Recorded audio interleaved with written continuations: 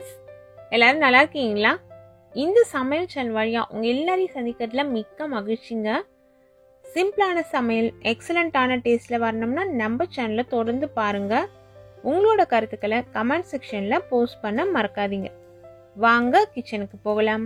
சுவையா ஆரோக்கியமா சமைக்கலாம். ஒரு ஹெல்த்தியான பிரேக்ஃபாஸ்ட், அதே சமயத்தில் சிம்பிளாகவும் இருக்கணும். பிள்ளைங்க அதை பார்க்கும்போதே ரொம்ப இன்ட்ரெஸ்டாக சாப்பிடணும் அப்படின்னு நினச்சிங்கன்னா இந்த ரெசிபியை நீங்கள் ட்ரை பண்ணலாம். பிள்ளைங்க மட்டும் இல்லை, பெரியவங்கள்லேருந்து சின்னவங்க வரைக்கும் எல்லாருமே சாப்பிடக்கூடிய ஒரு ஹெல்த்தியான ரெசிபி தான்.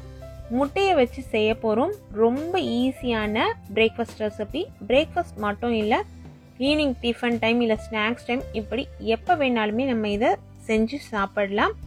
வாங்க இந்த ரெசிபி எப்படி செய்யுதுன்னு பார்க்கலாம். ஒரு மிக்சிங் பவுலில் உப்பு எடுத்திருக்கேன். 1/4 டேபிள் ஸ்பூன் அளவு உப்பு, 2 சிட்டிகை அளவு மஞ்சள் தூள் சேர்த்துருக்கேன். முட்டை நம்ம சேர்க்கறதுனால கண்டிப்பாக மஞ்சள் தூள் சேருங்க, அப்போ தான் அந்த வாசனை நமக்கு தெரியாமல் இருக்கும். இது ரெண்டும் கரையிற அளவுக்கு ஒரு 2-3 டேபிள் ஸ்பூன் அளவுக்கு தண்ணி சேர்த்துட்டு இது போல் நல்லா இதை கலந்து விட்டுடலாம். இப்போ இதில் முட்டை சேர்த்துக்கலாம். நான் இன்னைக்கு 2 முட்டை சேர்க்க போகிறேன். நாட்டுக்கோழி முட்டை தான். உங்களோட தேவைக்கு ஏற்றாற் போல் நீங்கள் முட்டையோட அளவு, உப்பு, மஞ்சள் பொடியோட அளவு கூடுதலாக சேர்த்துக்கலாம்.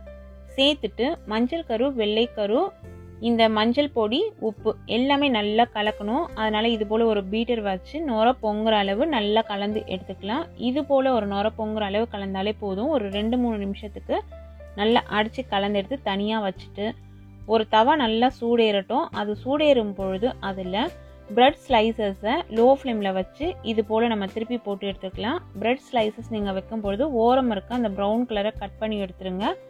அதே போல் இது முறுமுறுப்பாக மாறணும் அப்படிங்கிறது கிடையாது. லைட்டாக அந்த சாஃப்டாக இருக்க தன்மை மாறினா போதும்.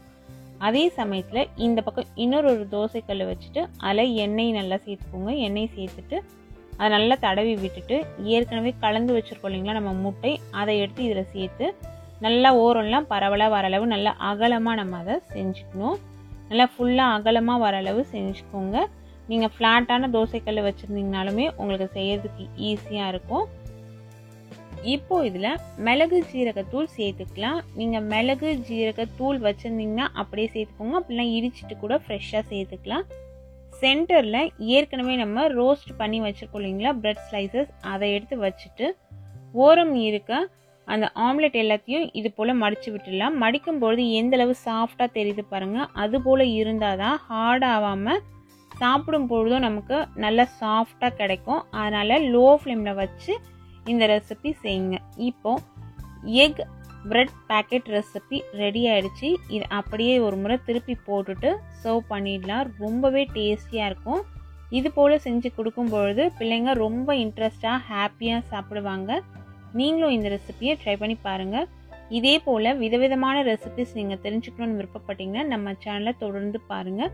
நம்ம சேனலில் வர ரெசிபிஸ் எல்லாத்தையுமே நீங்கள் அதே அளவுகளோடு ட்ரை பண்ணி சாப்பிட்டு பாருங்கள். ரொம்பவே டேஸ்டியாக இருக்கும். விதவிதமாக சமைச்சு சாப்பிட்டுட்டு ஹாப்பியாக இருங்க. Thank you friends.